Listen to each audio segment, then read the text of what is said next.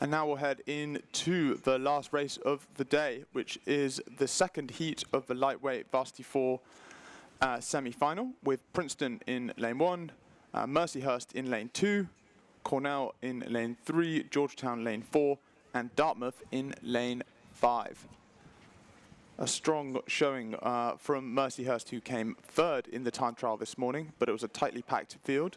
But great to see another exciting lightweight team contesting here on Lake Natoma.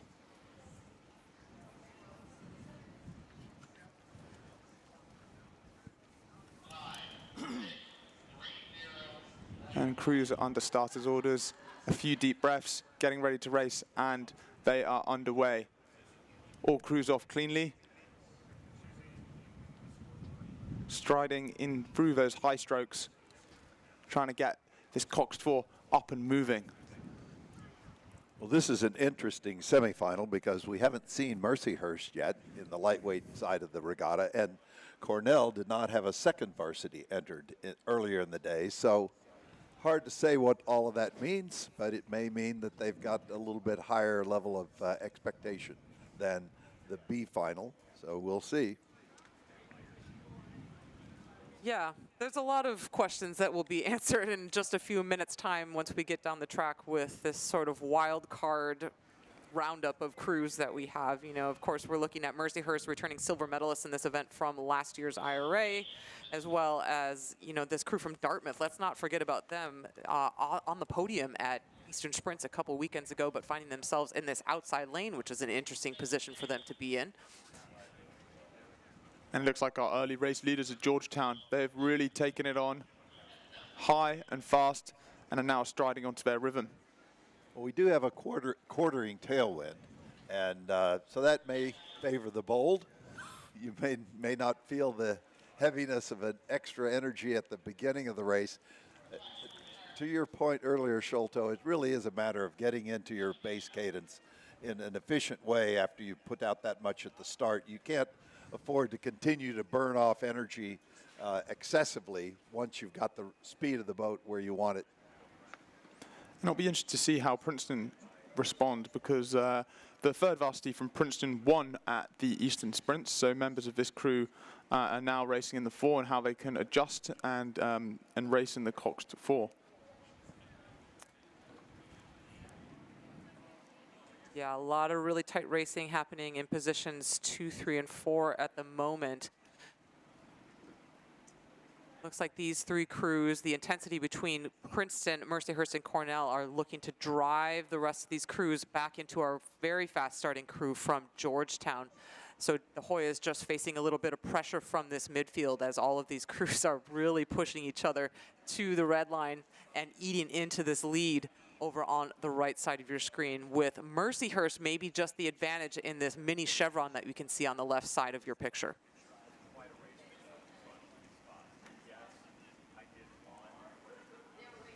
So 4 crews on screen at the moment. It's just our crew from Dartmouth that we're not seeing in the picture, so potentially the big green have fallen off the pace and will not be in contention to advance into the A final in this men's lightweight 4.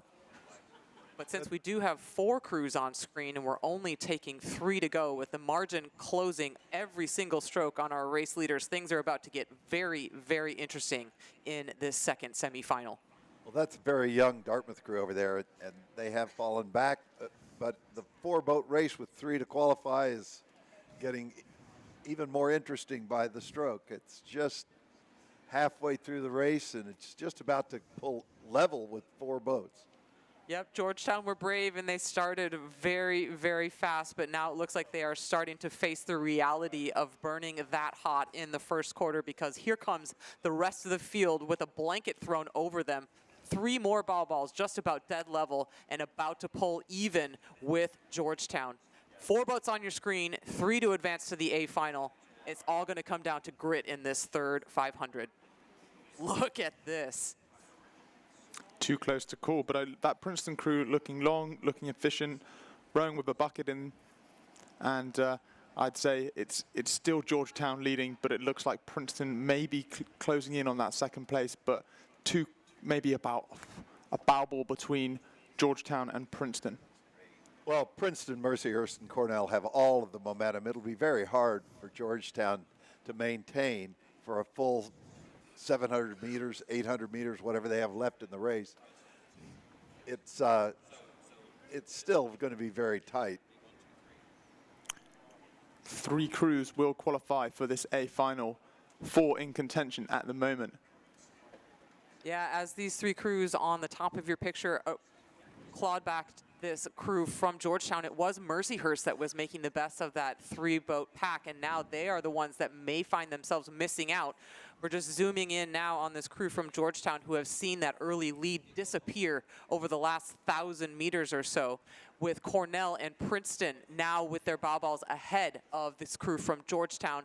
It is Mercyhurst that still needs to punch the gas a little bit if they want to keep pace and stay in this conversation for qualification into the A final in this lightweight 4. Yeah, it looked like Mercyhurst just fell off the pace of the 2 crews that surrounded them, and that may be very costly because 3rd place still makes it to the A final. They may have opened the door for Georgetown to get a little bit more energy into their stroke.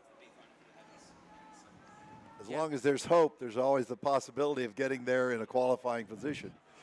Yep, Cornell, you can just see the energy in this big red boat. It's just a little bit desperate. The wheels are maybe just starting to come a little bit loose in this big red crew as they're desperately trying to keep themselves ahead of Georgetown.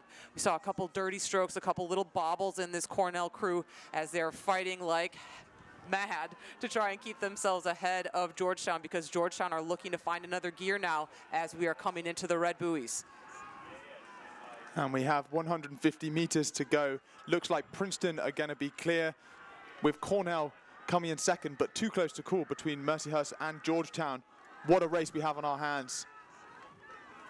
It's that all on now. 3rd place is going to be amazing. Yep, it's all on now. Who's going to dig the deepest and take probably the most strokes between now and the finish line in order to snatch that 3rd place position? Will it be our race leaders from Georgetown that may just end up missing out in this close lane closest to the camera? Princeton looked good to grab that 1st place position ahead of Cornell and Mercyhurst. And it is Georgetown, our race leaders early on, that have missed out on advancement into that A final. And we have one more crew, our young crew from Dartmouth,